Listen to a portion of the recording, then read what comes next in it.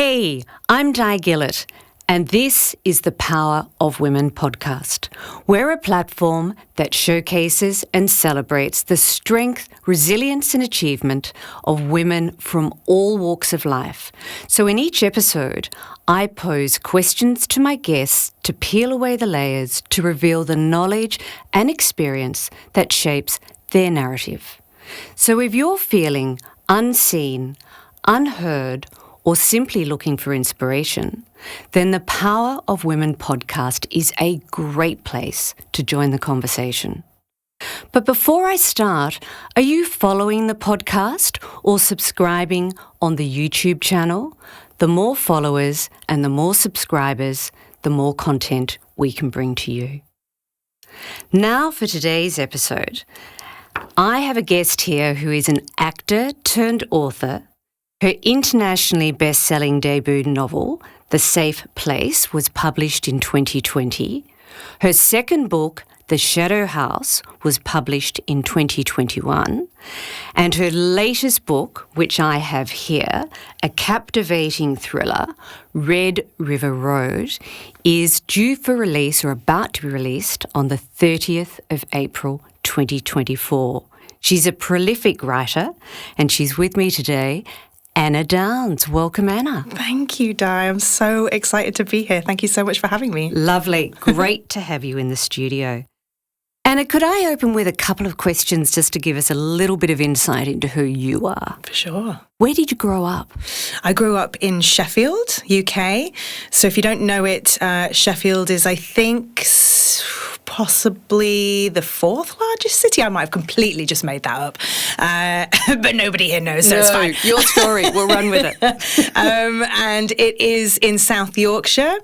It's edged by the Peak District National Park, which is all very sort of, if you imagine Wuthering Heights country, sort of Bronte country-esque. You know, lots of dramatic heather-covered moors and cliffs. And in fact, my paternal grandfather was not only the warden of that particular national park, he was the first ever warden of any national park in the UK. So we spent a lot of time in the surroundings in that area, but particularly he and my grandmother lived in Hathersage, which I don't know if that rings a bell. That's sort of Robin Hood territory. This is all good backstory for writing. This is brilliant. Yeah. Well, you know, my grandfather was a notorious storyteller, and so he used to sort of hold court. They had a lot of school groups come through Hathersage and come through the community hall,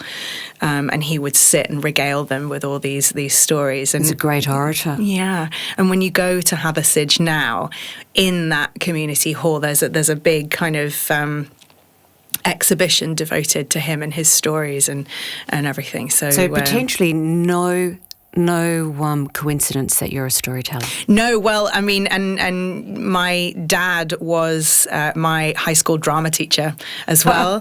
He was a very, very well-loved teacher, so I had no problems at all, kind of rocking into high school. Everyone was like, oh, it's, you know, Mr. Tomlinson's daughter. And but he was the kind of...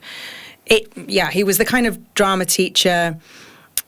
He didn't just do, you know, the bog standards. He wasn't just doing Animal Farm and Grease and Oliver Twist. He was doing Lorca and Kafka and Frank McGuinness, and he did Marat Sard, and he was doing Blood Wedding, and, you know, it was just...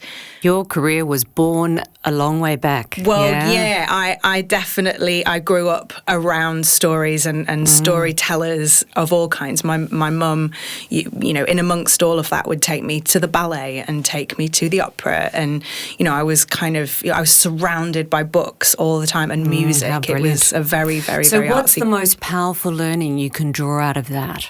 Well, exactly that, just that stories are valuable and we are made of stories, and storytelling is not only one of the best ways that we humans have to make sense of our existence and our own lives, but it's one of the best things, one of the best tools we have to connect.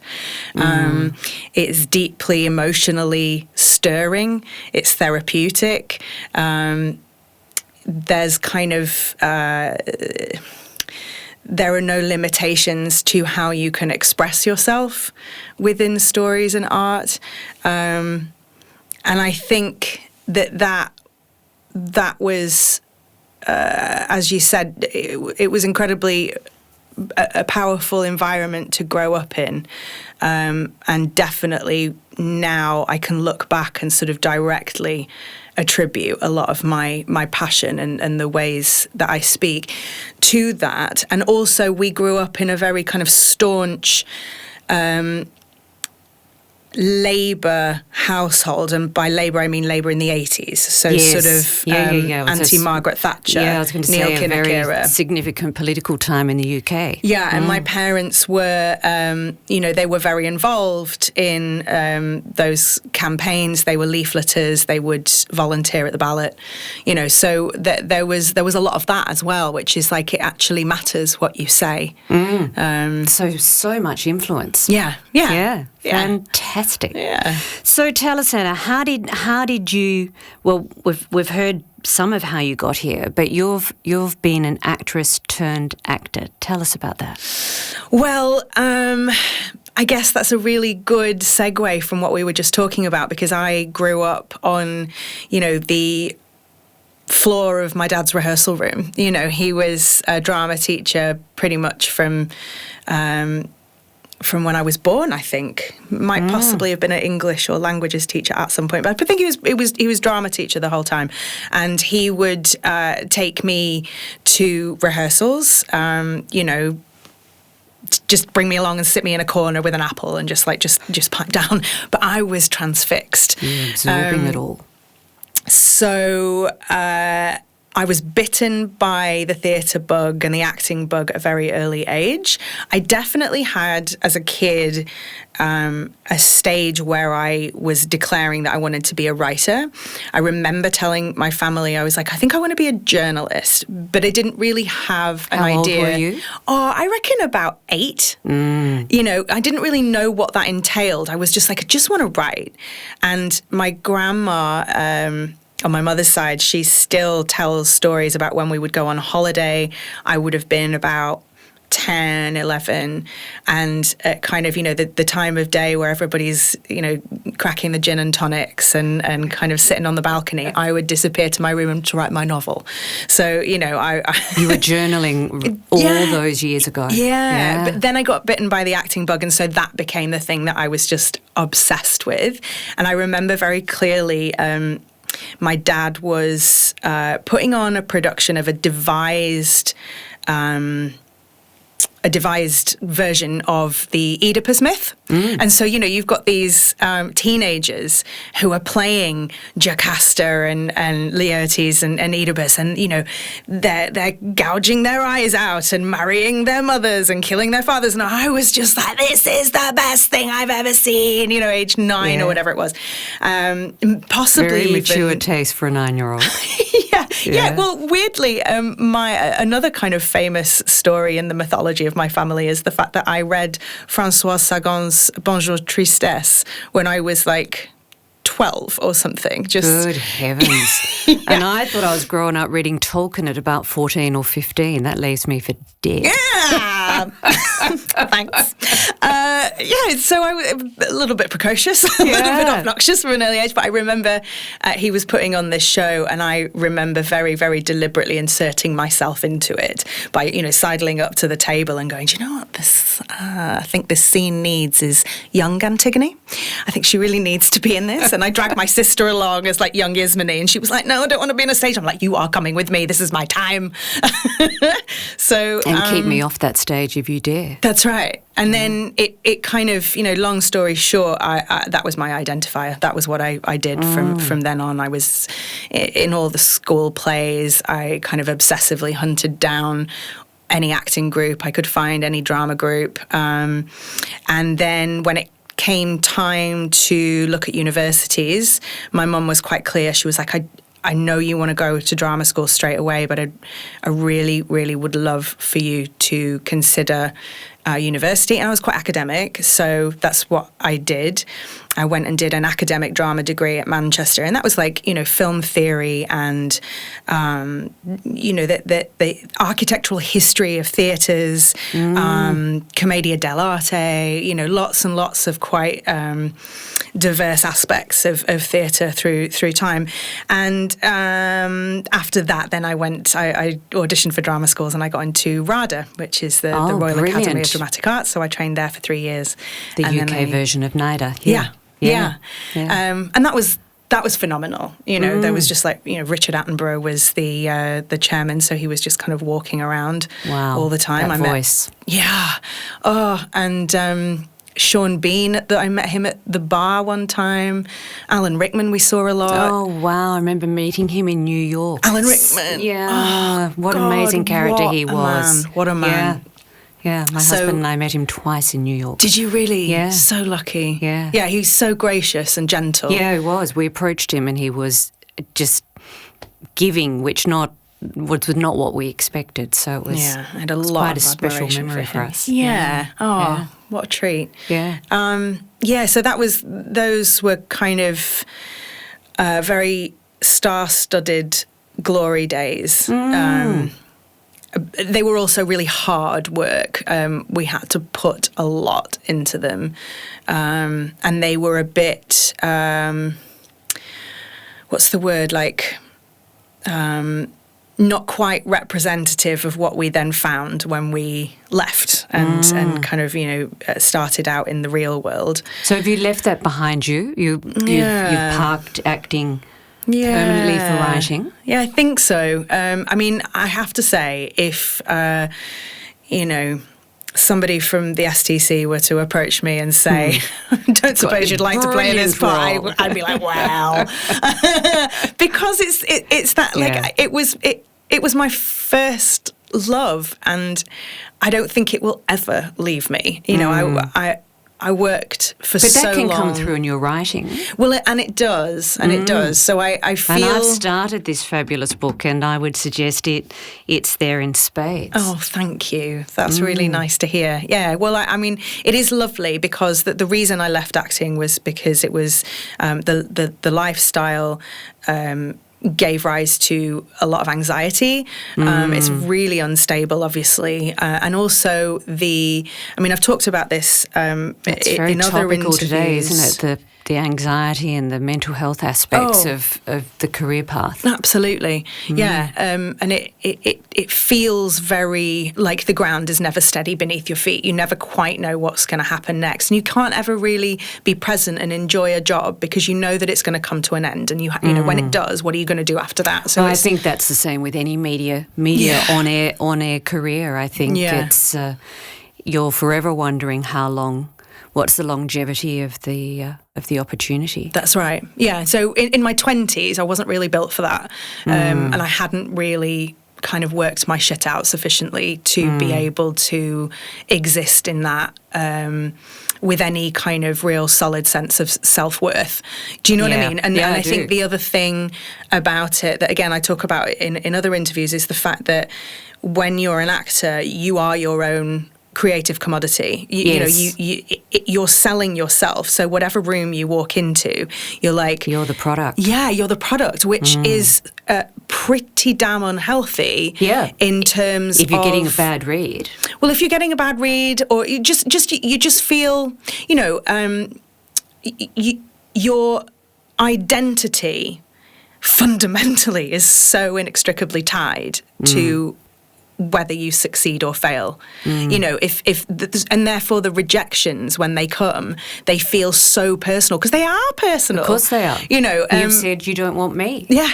And it's very, very difficult, I think, to be resilient consistently in that. And isn't job. that amazing? We look at Hollywood and we look at the BAFTAs and we look at the people on stage and think how glamorous, but There's a lot that goes behind it that's not quite so glamorous. There is, but also I think when I look at those people, I'm like, you are in a great position. You've got yourself to this fabulous place where you have made it, and your sellable commodity is being sort of, at BAFTA level, it's categorically being celebrated. It is validated. Yes. And what it's more like the kind of the mid-level when you're clawing your way up there and you're jobbing and you're working, and I'd be in TV shows and I'd be sweet for a couple of months, and then I'd be in nothing for 6 months, and I'd be temping, and I couldn't afford dinner.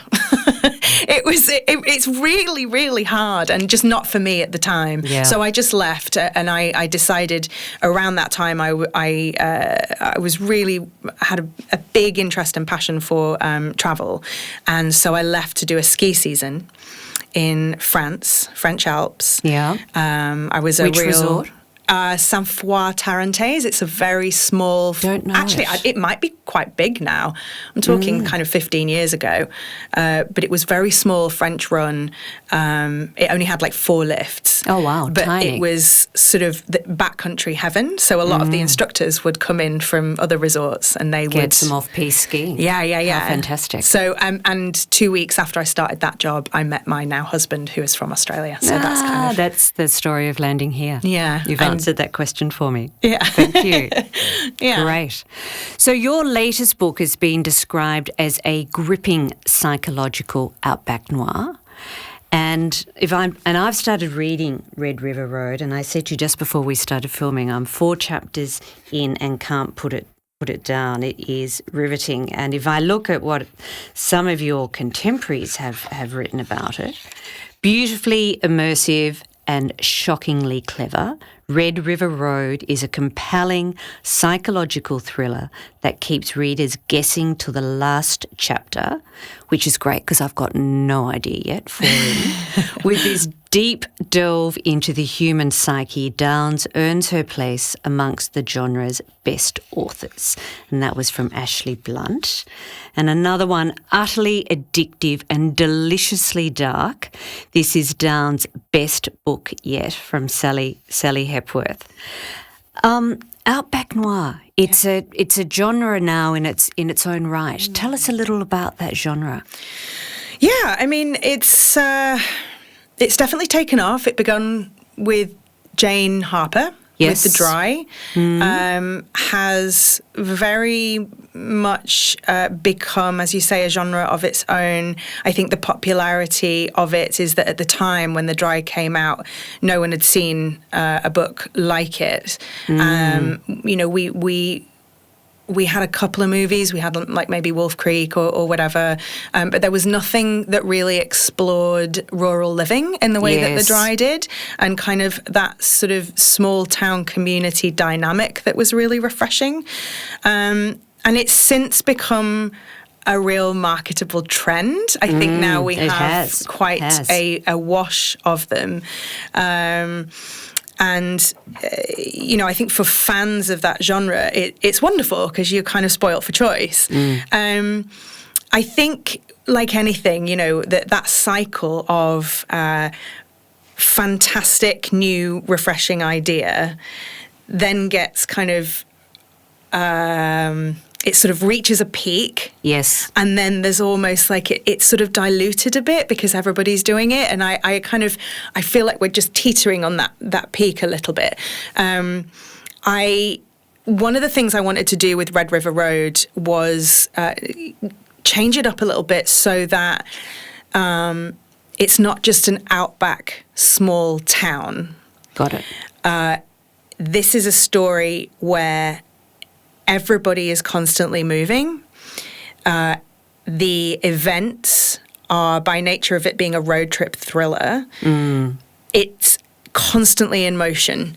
And I can feel that already, 4 chapters in. Yeah. So the characters are moving towards an end point. They're kind of spiraling inwards towards this center point. And that was what I was like, I don't want to be static anymore. I've done 2 novels, neither of which are Outback Noir. It's not that's not like a kind of a thing. It's not your thing. That I do. Yeah. And actually, I didn't even really initially intend for it necessarily to be set in the Outback. I wanted it to be originally a story about a family doing the big lap in a caravan, because it was 2021, and we'll come to that. Oh, because right, okay. I think we'll circle back to that. Then we will hold that thought. I just wanted. I really wanted it to be not set in one place like my other two books had been. I just wanted it to be forever moving with lots of dynamism and this feeling that the characters are being drawn ever forward towards the center point. Coming. Oh, I hope so. Wouldn't that be great? Wouldn't that be brilliant? So on that, tell us a little bit more about the key themes. So as I look at it, it's solo female travel. There's a darker theme and oh so topical at the moment, sadly, gendered violence and a tussle between women's safety and the empowerment in travelling on your own. And then there's a much more upbeat aspect of sisterhood. Talk us through some of those themes because they're rich. So, like I said, when I first had the idea, I wanted it to be about a family because that was sort of the space that my husband and I were in. We were kind of thinking a lot about travel. Everybody that we spoke to, all of our friends seemed to be of the same mind. Let's take the kids out of school. Let's, COVID just get spearheaded the thoughts. Yes, everybody was feeling very trapped, and everybody wanted to get out on the road, and that gave rise to that massive spike in kind of caravan sales and the Instagram hashtag van life aesthetic, which I was a total sucker for. I was completely obsessed with. I just spent my time scrolling at all these pictures of people having a beautiful time, like in these vans. Thinking, will we ever have it again? And exactly right. But particularly as well, because I went through a phase where my COVID anxiety had me convinced that international travel was dead, and I was never going to get home, and I was never going to go anywhere. And so I was like, I need to get out and travel. And I wanted it to be about a family because, as I said, that was the kind of the space that we were in. But while I was brainstorming ideas for this family, the Gabby Petito story came out. And we will come back to that too, because I'm interested in the inspiration behind that, but we'll come back to that in more detail, if I may. Absolutely. So that was a bit of a game changer for me because previously I'd been going, this is a thriller, this is a road trip thriller, this is going to be great. Like what? And I had this kind of outline that was all, there's a serial killer, obviously. Some kind of psycho itinerant farmer person probably might throw in a few, hitchhikers. We'll have maybe... Australia's a rich source of inspiration. I'm thinking of all of the Outback real life stories that have happened. I mean... Oh, yeah. But that was the interesting thing, you see. So I'm drawing on all of these stories. I'm thinking of mine shaft disappearances. My brain spinning. Yeah. So it is. This country is one giant literary device. Absolutely. huge possibilities. Yeah. But the fact that my brain went to all these sort of disaster headline things, Wolf Creek, obviously, things like Wake and Fright, and a lot of quite sensationalist stuff. Also, ghost stories. I was really keen to kind of have some kind of a, Is that your UK highway upbringing? Possibly. Yeah, probably. Yeah, my granddad told a lot of ghost stories. But again, there was a big reality check that came when this story came out, and I went, oh, now this is not actually fun, is it? Because the things that do happen on the road tend not to be particularly thrilling or kind of fun or entertaining. And that led me to explore what the realities of it were. And I have to say, when that story first came out, I didn't want to engage with it because I'm like, no. I want to write about a family. I don't want to write about another dead woman. That's not what I want to put in my books. I don't want to contribute to this kind of cultural wash. You had a reverse chicken and egg moment with it. Yeah.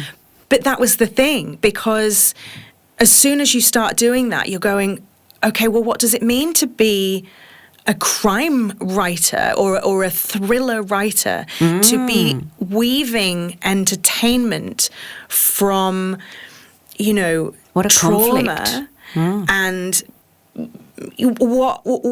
what's fun and thrilling about that trauma, but also what are the stories that what are the tropes that I have absorbed? What do I think is going to happen to these women? And actually, you look at all the dead women and missing women in crime fiction and in movies and TV, and you go, well, no wonder we think that the world is a terribly unsafe place for women.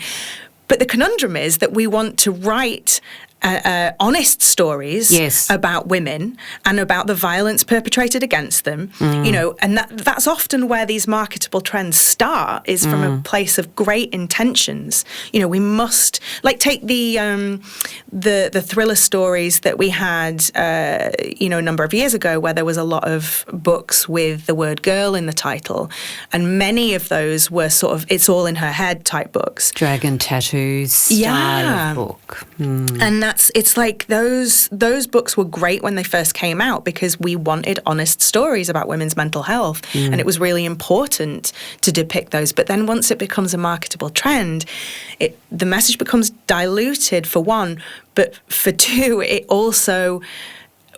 becomes a normalization for us. We're desensitized to it. And then what you have is this wash of stories about hysterical women, which is exactly what we were trying to avoid in the first place.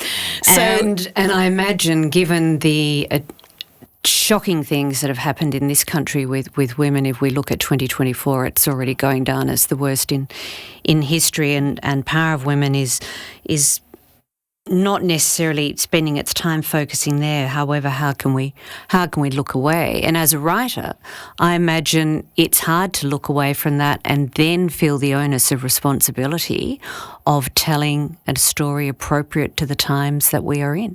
Yeah. Well, that's what I feel.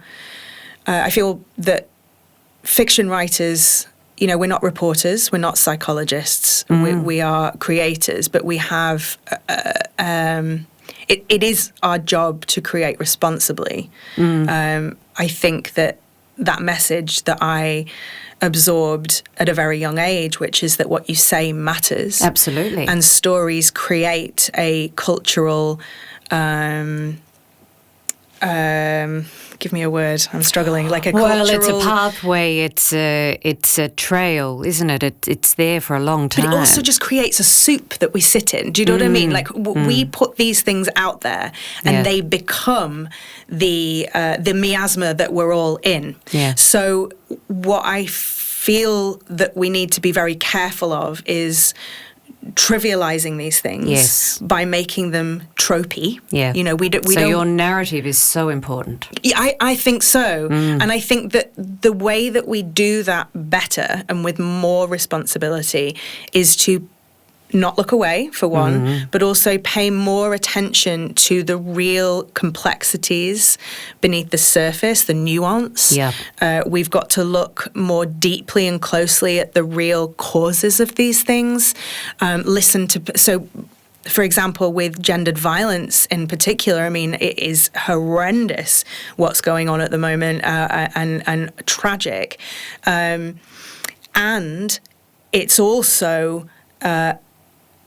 I think we're very fortunate to have spokespeople like Hannah Ferguson, like Jess Hill, Grace Tame, Chanel Contos, people like that are now stepping forward and taking the mic because their lived experience is so important. It's so important, but it's our job to listen to those people, to be aware of those complexities. And I also really firmly believe that responsible storytelling, there's a lot about taking a pause and not having a knee-jerk reaction going, okay, I've got a deadline. What's a kind of a road trip thriller? Okay, we've got to have a serial killer. We've got to have a woman. Someone's got to have an axe in their back. Somebody's got to, be raped in a field. It's just, you've got to take a pause and go, what is that contributing to? But also, how is that trivializing those experiences because you've just pulled them out of a bag like a rabbit as a narrative as, like, oh, that'll do as somebody's backstory. They were sexually abused. No. Let's take a minute and just actually think about what that means and what message you're putting out. Yeah. Thank you, Anna. Wasn't necessarily where we planned to go today, but there was no chance that we couldn't go there today, so thank you. No Coming up, more with Anna Downs. So Anna, coming back, let's get on the road again. We touched on it earlier, Gabby Petito. Many of us followed that story, and that was a road trip of a lifetime through the US when Gabby's highly documented travels on social media came to an abrupt end.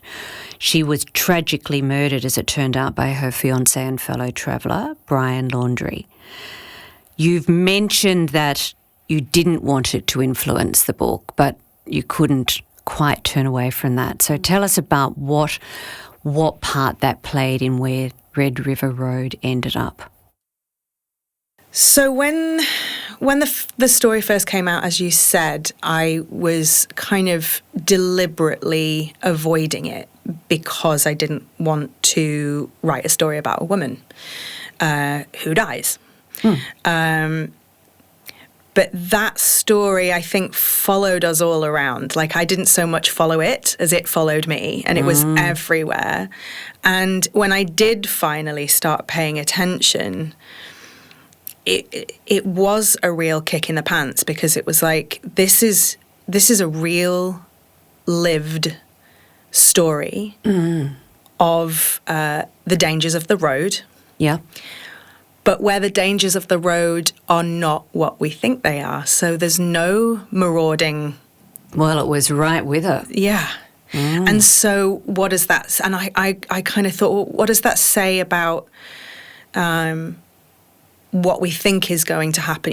If a friend of yours says, I'm going to go out travelling on my own in a camper van, guaranteed one of the first things that you're going to say to her is be careful. Safe? Be careful. Just be careful. Yeah. Look after yourself. Look after yourself, right? So the onus is then on the woman. You need to take care of yourself. Get yourself some self-defense classes. Get yourself, make sure you're always carrying a weapon, blah, blah, blah.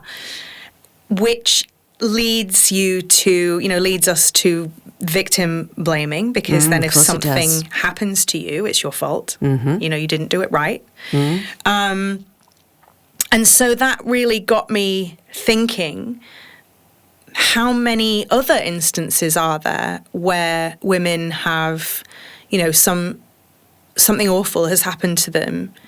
How often is it a marauding psychopath? How often is it a kind of Wolf Creek scenario? And, the vast majority. If it's somebody right in your sphere, it's somebody that you know, connection. Or someone that is known to you. And that is true of all homicides. In this, that's why they look so closely at families straight up. Yeah. And I can only speak for this country, but it's true of all homicides. But with women, those stats are kind of alarmingly higher, much higher. Yeah. So then I started looking into it, and I sort of moved away from the obsessive scrolling through the van life aesthetic, and I started to go, well, do some real research on solo female travel, and I found that, And you did that literally, didn't you?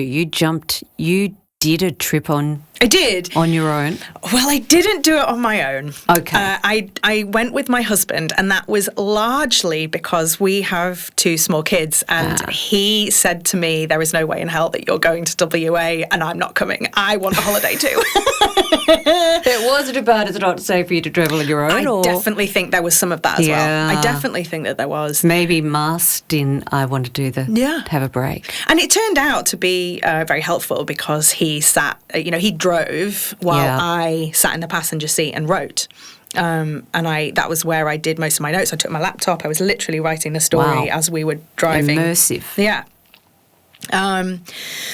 But I do wish that I had gone solo, because it would have made for more authentic research, but I conducted a lot of interviews with solo female travellers as well. And I really wanted to get a take on what they thought was, if they felt safe or if they felt nervous about anything or any times when they felt uncomfortable. I'd be petrified in the outback on your own, in the dark, just closing my eyes and going to sleep at night. It's funny, though, because when you speak to them, they don't at all. Is that right? It's very, very peaceful. Peaceful. It's cathartic. And a lot of them say things like, I just feel my purest self and I feel very present and peaceful and grounded. And they're probably not reading the press every day and being bombarded with these dark stories that we are reading whilst we're doing our day jobs, so their minds are much clearer. Scrolling. And actually, in large part, most of the people that they meet, because they're kind of mostly travelling these well-trodden traveller routes, there is a community of people that do that. And so these most country of the people, towns would be embracing these people and be a rich experience. Well, I didn't come across one solo female traveller that said to me, I've got a horrendous story and I've been really scared. Most of them are That's like, it's great. And so then it begs the question, where do we get these stories from then? So I looked into it and of course there are, unfortunately, plenty of incidents where a stranger has been the perpetrator, but by and large, it's somebody that is in some way known to that person. So this van life, it's becoming a growing lifestyle trend. What's the seduction of it? Oh, my God. Where do I start? That response almost says everything. Oh, it's so as I said, we did that trip. So I started writing Red River Road when the borders were closed. Yes. So I could only imagine it. So the appeal initially is just, I think it's the slightly doll's house beauty of these miniature little houses within a kind of a vehicle. But the builds and the fit outs and the ingenuity that I need a good bathroom in my van. Oh my God! Well, you look online. It's absolutely incredible. Some of them they've got brass tapware. They've got their tiles. Like it's just. I've always fancied a good-looking Winnebago. Yes. Well, haven't we all? And then suddenly you see all these people actually doing it, building it themselves. So they put videos on where they kind of show you what they're doing and what materials that they're using, and then they're kind of. They're just freely, sitting in their van, watching the sun go down. Absolutely stunning, like eating fresh fish from the, straight from the ocean. I've got a brother that lives like this half the year. It's amazing. Just gorgeous. Yeah. So, and the opportunities in terms of, just picking up and leaving when you want and staying somewhere for a while if you want to. Then the borders opened and I was straight on it. So I went to Camplify and I rented a Hi-Ace that I thought was, exactly the kind of thing that my characters would have used. And we did Perth to Exmouth and back again in 10 days. Oh, wow. So you covered some distance. It's massive. Yeah. Every day I think we were driving for about 6 hours. And we generally stopped and then drove and then stopped and then drove. I think it was only Coral Bay that we stayed 2 nights. Driving in the daytime or did you do nighttime travel as well? Driving in the daytime. Yeah. Driving at night is...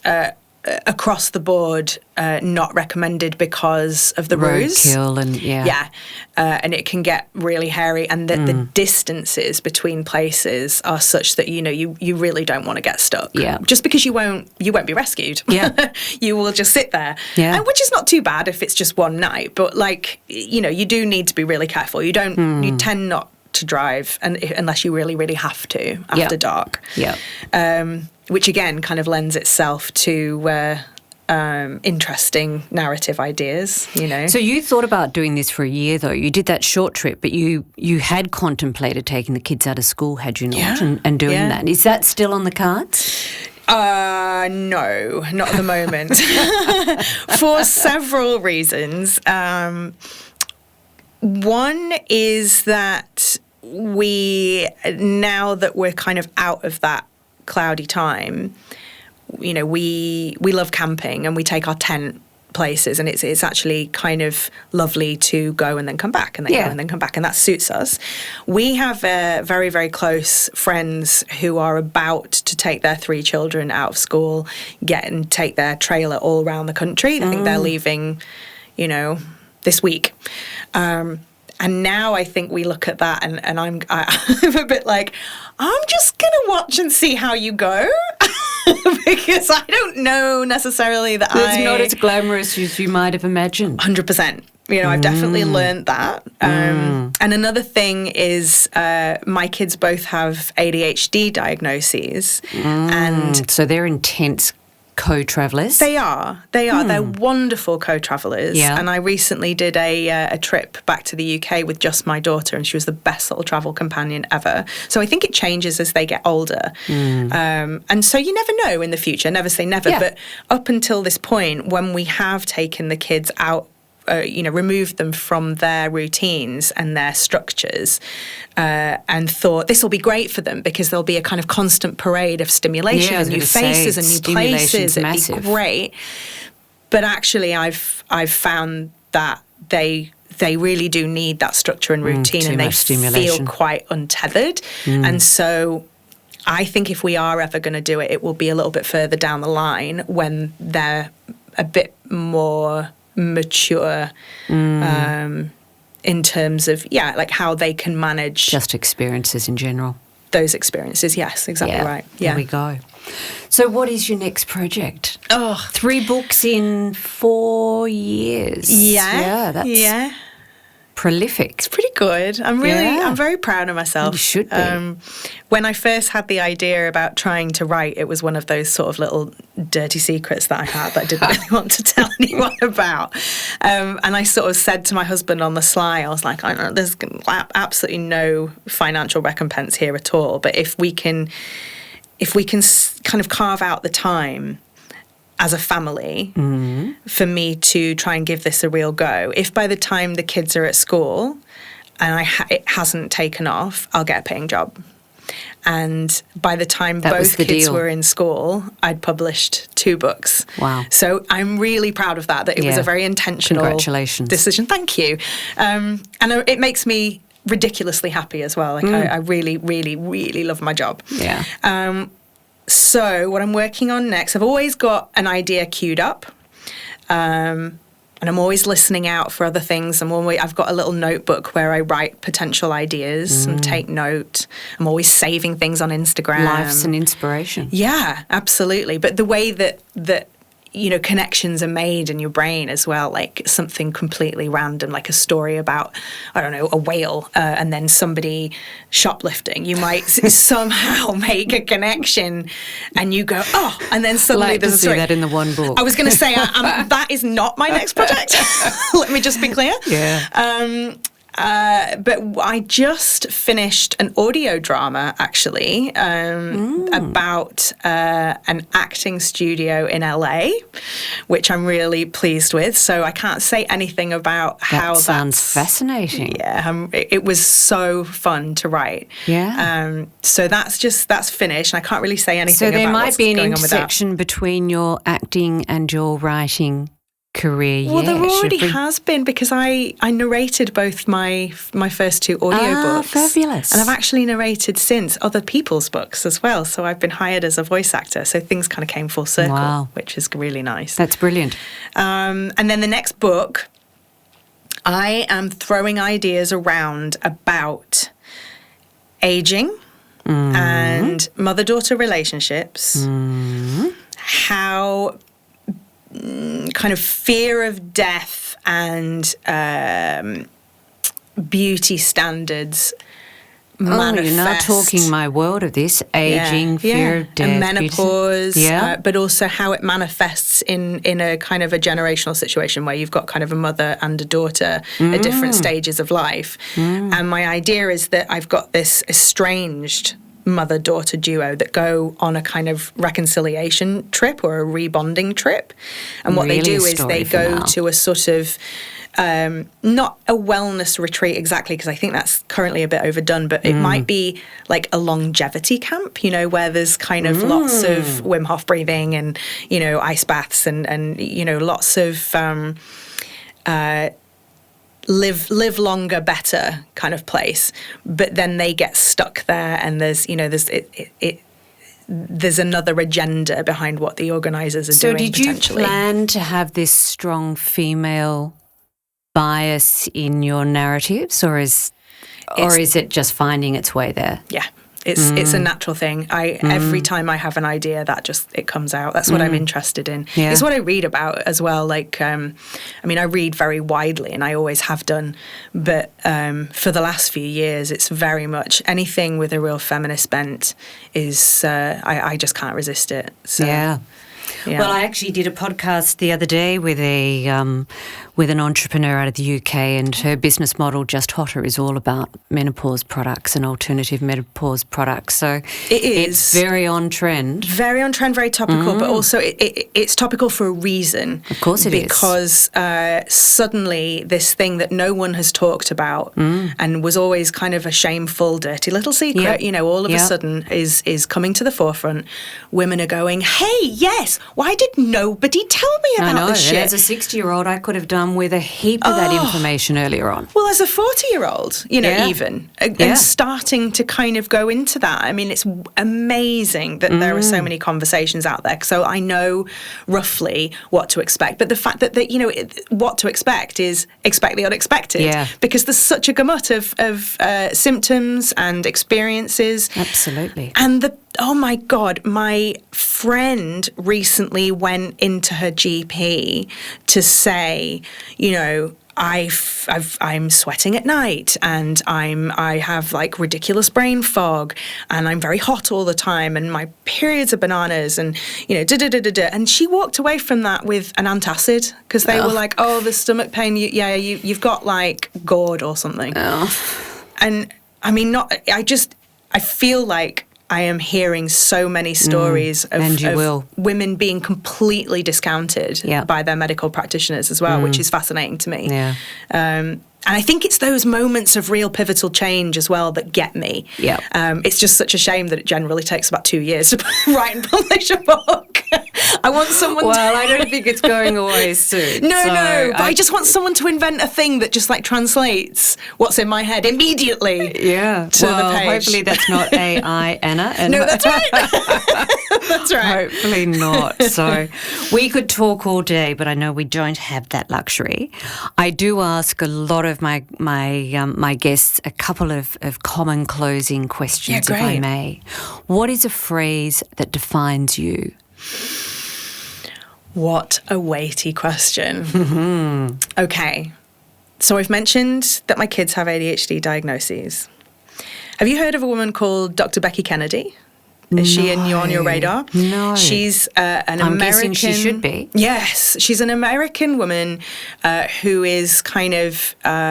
She's a gentle parenting expert. She did a TED Talk just recently.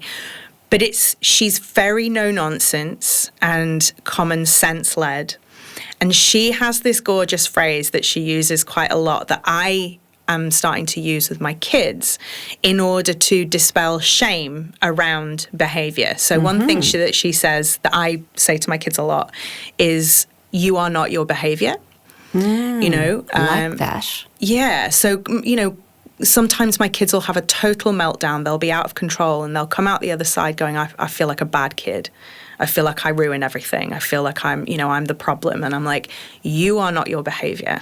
You were out of control for these reasons, and that's okay. You know, you're just learning how to manage these things, but you're not your behaviour. And the other thing that I get them to say, to repeat after me, is, I'm a good person having a tough time. It's a big phrase. For what age are your kids? My kids are, so Daisy will be 8 on the weekend, and Jack's almost 10. Yeah. So I just say, I'm a good person having a hard time. So I've been applying that to myself a lot lately. As you'll know, as you get it's a phrase through, for all of us, isn't it? As you go through the book, you'll see a lot of psychology in there, and that's because I went back into therapy last year to help with emotional regulation around what was going on in the home and in the family, because I found that when the kids spiraled emotionally, I was matching that. And so I went into therapy and I just learned so much about, survival, the ways in which we behave. That's all about, it's just about surviving according to the blueprints that we've been given. And so to give myself, be compassionate with myself, and to not kind of chain myself to shame whenever I have a hard time, or just, generally even, I try and say to myself, I'm a good person having a hard time, or I'm a good person doing my best. Yeah. If I'm not having a particular hard time, just I'm a good person doing my best. Yeah. You've got phrases that define you and phrases that define your household. Yeah. So, it's like a central tenet, isn't it? I don't know that it necessarily does define me, but at the moment where I am in my life right now, it's something that I tell myself a lot. Yeah. Fantastic. Thank you, Anna. And as we said, Red River Road, end of April 2024, and I've been fortunate enough to have an early release, and I will be finishing this weekend. So thank you so much. Oh, I'm loving it already. Thank you for joining us in the studios. Thank you so much for having me. What a gorgeous conversation. Yeah, been great. So if you've enjoyed this episode of the Power of Women podcast, please be sure to share it, and you can follow us on all of the major podcast platforms. And you can watch the podcast via the website powerofwomen.com.au, where you could also connect with me and let me know directly if there is a topic or a guest that you would like me to pursue. Until next time.